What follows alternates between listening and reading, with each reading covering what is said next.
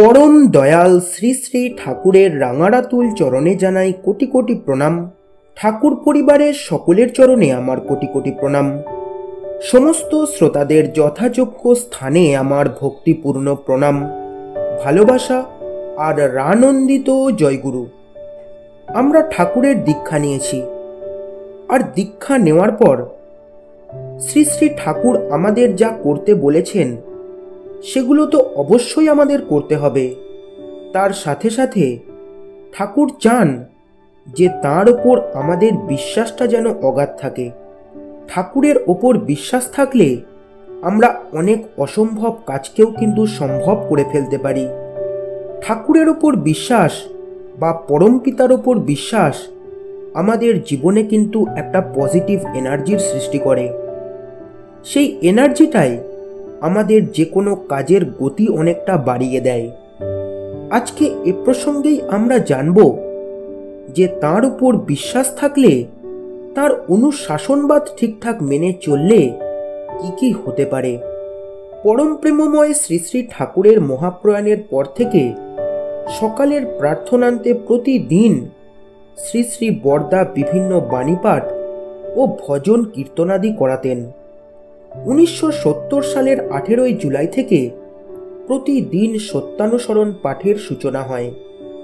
শ্রী শ্রী বরদাকে ঘিরে নাটমণ্ডপে বসে থাকতেন বিভিন্ন বয়সের ছেলেমেয়েরা, ভক্তজনেরা, বিদগ্ধজনেরা।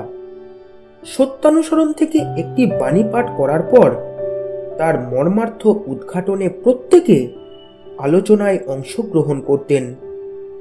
সবশেষে শ্রী শ্রী বরদা বাণীটির প্রকৃত অর্থ সহজ করে বুঝিয়ে দিতেন। এরকমই একদিন পাঠ হলো, কথায় আছে বীরভোগ্যা বসুন্ধরা। তা ঠিক, বিশ্বাস, নির্ভরতা আর আত্মত্যাগ এই তিনটি বীরত্বের লক্ষণ। বাণীটির উপর একজনের পর একজন আলোচনা করছেন। নিত্যানন্দদা বললেন, নির্ভরতা মানে ইষ্টের ওপর নির্ভর করে বসে থাকা নয়, তার জন্য করা। তিনি যা বলেন তা ঠিক, তা সত্য, এটাই হলো বিশ্বাস। এই বিশ্বাস থেকেই তার নির্দেশ পালনের ইচ্ছা জাগে। তার প্রতি বিশ্বাস রেখে প্রতি মুহূর্তে করার যে ভাব, তাই নির্ভরতা। আলোচনার সূত্র ধরে সুধীর রায়চৌধুরীদা তার জীবনের একটি কাহিনী বললেন। শ্রী শ্রী ঠাকুরের নির্দেশকে বিশ্বাস করে, পাথেয় করে কিভাবে তিনি তার দীনদরিদ্র অবস্থা কাটিয়ে উঠে এক বৃহৎ কারখানার প্রতিষ্ঠা করেন তা ব্যক্ত করলেন। এরপর শ্রী শ্রী বরদা বললেন, তার অনুশাসনবাদ যদি মেনে না চলি, তার আশীর্বাদ পেয়েও তা পাওয়া হবে না।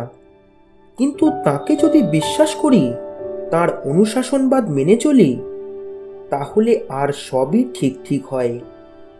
নির্ভরতা প্রসঙ্গে পরমেশ্বরদা প্রশ্ন তুললেন, বানরের বাচ্চা তার মাকে ধরে থাকে, কিন্তু বিড়ালের বাচ্চাকে তার মা নিজেই ধরে থাকে। এই দুয়ের মধ্যে কোনটা আমাদের অনুসরণীয়? শ্রী শ্রী বরদা বললেন, ঠিক ঠিক অনুরাগী হলে বানরের বাচ্চা আর বিড়ালের বাচ্চার মধ্যে বিশেষ তফাৎ নেই। বানরের বাচ্চা মাকে ধরে থাকে, বিড়ালের বাচ্চাও মাকে সূক্ষ্মভাবে ধরে থাকে। এই যে বানরের বাচ্চা মনে হচ্ছে খুব ধরে আছে, কিন্তু হাত ছেড়ে দিলেই ব্যাস পড়ে যায়। তার শক্তিতেই আমি তাকে ধরে আছি, তার দয়াতেই যা কিছু সব করছি। এই ভাব মুখ্য হলেই বিড়ালের বাচ্চার ভাব এসে পড়ে। আবার যখন ভাবি তিনি আমার আশ্রয়দাতা, তিনি আমাকে আগলে রেখেছেন, তখন তাকে খুশি না করে অন্য কিছু করার কথা ভাবতেই পারি না। তিনি ছাড়া আমি চলতেই পারি না। তাই যা যা করলে তিনি তৃপ্ত হন, তা করার অভ্যাস আমাকে পেয়ে বসে। এই ভাবটাই বানর ছানার ভাব। পরম প্রেমময় শ্রী শ্রী ঠাকুর আলোচনা প্রসঙ্গে বিভিন্ন সময়ে বিভিন্ন কাহিনী বলেছেন। বিশ্বাস, নির্ভরতা আর আত্মত্যাগের জ্বলন্ত উদাহরণস্বরূপ এমন দুটি কাহিনীর উল্লেখ করছি। শ্রী শ্রী ঠাকুর শবরীর কথা অনেকবার বলেছেন। তার কথায় চণ্ডা লোহপি দ্বিজ শ্রেষ্ঠা হরিভক্তি পরায়ণ। শবরীর কথা শুনলে বুক কেমন করে। শবরীকে শৈশবকালে ঋষি বলেছিলেন রাম আসবেন, সে কিন্তু সে কথাই অবিশ্বাস করল না। সেই বিশ্বাসে ভর করে দুরন্ত প্রতীক্ষায় কাটিয়ে দিল একটা গোটা জীবন। সকাল সাঁজে দুপুরে সে ঘর নিকিয়ে পাদ্য অর্থ ঠিক করে, আসন সাজিয়ে দীপ জ্বালিয়ে ভোগারতির আয়োজন করে, দোরের কাছে বসে থাকে কখন রাম আসবেন। কি নিদারুণ উৎকণ্ঠা তার! কল্পনা করে দেখো তার বুকটার মধ্যে কেমন হুহু করত। তার কানটা, চাউনিটা, চেহারাটা কেমনতর হয়ে গিয়েছিল বুঝতে পারো? গাছের একটা পাতা পড়ে তো বুকটা ধরফর করে ওঠে। এই বুঝি আসলেন বাঞ্ছিত। উঠে পড়ে চঞ্চল হয়ে কখনো রাস্তার পাশে ছুটে যায়। দুটি দিন নয়, দিনের পর দিন, সকাল সন্ধ্যা রাত, সারাটি জীবন ভর এমনতর। কতজন ঠাট্টা করত, সে কি সে কথায় কান দেয়? কান দিয়ে তার লাভ? ঋষি বলেছেন নব দুর্বাদল শ্যাম রাম আসবেন, সেই জন্যই তো তার বাঁচা। ঋষির কথা কি কখনো মিথ্যা হতে পারে? তিনি আসবেনই, আর তার আসার লক্ষণটি চেয়ে তার আমান অস্তিত্ব উদগ্র উন্মুখ হয়ে থাকে। বার্ধক্যে জরাজীর্ণ যখন, তখন আসলেন রাম। একটিবার রামচন্দ্রের সেবা করে তাঁরই কোলে মাথা রেখে তাঁরই মুখের দিকে তাকিয়ে শেষ নিঃশ্বাস ত্যাগ। ওই অবস্থায় পড়লে বোঝা যেত ভালোবাসা কতটা জ্যান্ত আর কতখানি অচ্যুত। 1 ঘন্টার উৎকণ্ঠায় মানুষ কেমন হয়ে যায়, আর সারা জীবন ওইভাবে কাটানো, সেই তপস্যার কথা কল্পনাতেও আনা যায় না। আবার সে সবসময় ভাবত আমার কোনো ত্রুটির জন্য তার আশা ব্যাহত হলো না তো। আতি পাতি করে নিজেকে নিরপরক করে সংশোধন করত। সে সবসময় প্রস্তুত হচ্ছিল তার জীবন নিয়ে, চরিত্র চলন নিয়ে রামচন্দ্রের জন্য। এ জীবন কেমনতর ভাবলে অবাক লাগে। আমার তার কথা বলতেই বুকের মধ্যে কেমন তরতর করে ওঠে। আমার অমন হলে তো কর্ম নিকেশ। রামচন্দ্রও কম জব্দ হননি। একজনের অতখানি ভালোবাসা, আজীবন অমনি করে চাওয়া, আবার হাঁটুর ওপর মাথা রেখে মুখের দিকে চেয়ে শেষ নিঃশ্বাস ত্যাগ করা, এতে রামচন্দ্রের যা হয়েছিল তা ভাবলে তো চক্ষু ছানা বড়া। আমি তো ভাবতেই পারি না। শ্রী শ্রী ঠাকুর ছত্রপতি শিবাজির কথাও অনেকবার বলেছেন। তার কথায় শিবাজি রামদাসের শিষ্য, লেখাপড়া জানে না, বেপরোয়া যুবক, কিন্তু রামদাসের প্রতি ছিল তার হাড় ভাঙা টান। তার খুশির জন্য পরিশ্রম করত অসম্ভব, কিন্তু এত পরিশ্রমেও ক্লান্ত নয়। রামদাসের কথাগুলি যেন সে গিলত। সম্বল তার ওই টান। রামদাস শিবাজির ওপর রীতিমতো কঠোর ছিলেন, খুব শাসন করতেন।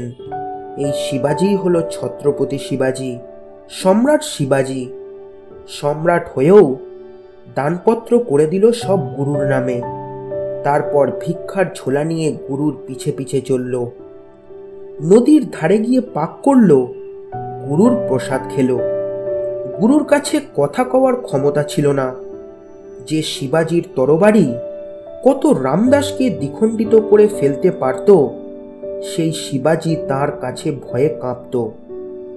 রামদাস তাকে বললেন, তুই আমার প্রতিনিধি হয়ে শাসন করবি, গেরুয়া পতাকাকে প্রতীক করে রাজ্য চালাবি। প্রজা সাধারণের কারো যেন এতটুকু কষ্ট না হয়। তখন সে কেঁদে ফেলে তাই শিরোধার্য করে নিল, এ হেন শিবাজি আপনাদের রাজেশ্বর, তার যে গ্রহণ ও গ্রহণ নয় ওকে সার্থক কয় না। এ হলো গুরু পূজা। অমনটা হলেই পারে। অতখানি আত্মসমর্পণ না হলে নিঃস্বার্থ হওয়া যায় না। তাই গুরুর উপর সুদৃঢ় বিশ্বাস ও নির্ভরতা মানুষকে আত্মত্যাগে উদ্বুদ্ধ করে। এর মধ্যে দিয়ে সে হয়ে ওঠে প্রকৃত বীর, আর এই বীরেরাই নিজেদের ও অন্যের জীবনকে উপভোগ্য করে তোলে।